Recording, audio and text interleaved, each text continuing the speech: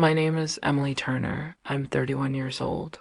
And what I'm about to confess is something I never thought I'd put into words. It all began with a simple truth.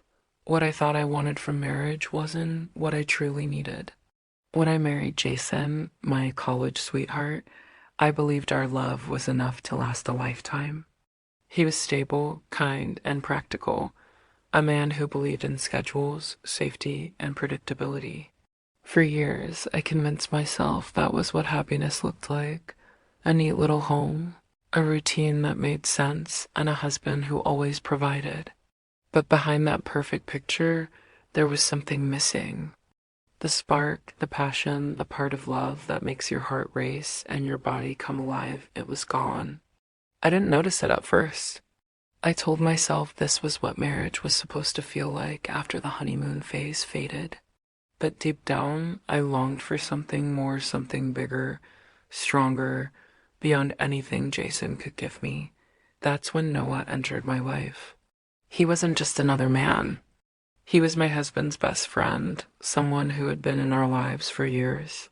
Noah was different from Jason in every possible way: adventurous, bold, spontaneous. He worked in construction, his hands rough, his body strong from years of labor, and his confidence radiated in every word he spoke.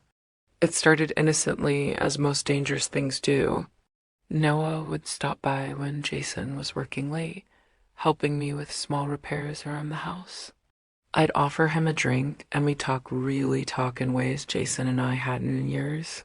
Noah had a way of making me feel alive again, like the version of myself I thought I'd lost. One night, the air between us shifted. I handed him a glass of water, and as his hand brushed mine, something electric surged through me. Our eyes locked, and in that moment, I knew this wasn't just friendship anymore. I tried to pull away, but the thought lingered. Here was a man who made me feel something I hadn't felt in so long: wanted, seen, alive. The days that followed were filled with tension. Every time Noah came by, my heart raced. Every time Jason mentioned his name, guilt twisted inside me. And yet, when I was near him, the guilt was drowned by something stronger: desire. It wasn't long before that desire grew too strong to contain. One evening, Jason was called away on a work trip, and Noah came over to fix a leaky faucet in the kitchen. As we stood there, laughter echoing between us, the silence that followed was deafening. His eyes searched mine, and before I could think, before I could stop myself, I leaned in. What happened next was a blur of emotions: fear, exhilaration, and the overwhelming realization that I had just crossed a line I could never uncross. Noah's presence was overwhelming. He was bigger, stronger, and the intensity of what I felt with him was beyond anything I had ever known. In that moment, the world outside ceased to exist. It wasn't just about attraction.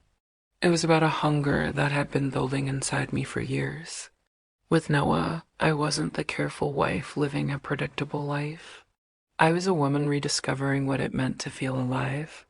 But passion always comes with a price. The days after were filled with secrecy and guilt. I looked at Jason and wondered how he couldn't see the truth written all over my face. I tried to convince myself it was just a mistake, that it wouldn't happen again. But deep down, I knew the truth. One taste of that fire was never enough. Noah and I tried to resist, but the pull was undeniable. Every glance, every stolen moment carried the weight of something dangerous, something forbidden. And though I loved Jason, the life I shared with him felt smaller, quieter, compared to the storm that Noah awakened inside me. I don't know how this story will end. Maybe the truth will come out and shatter everything I've built. Maybe I'll carry this secret forever, torn between safety and passion, between loyalty and desire. But one thing I know for certain: what I found with Noah was bigger, stronger, and beyond anything I ever imagined. And sometimes the most dangerous truths are the ones that make us feel most alive.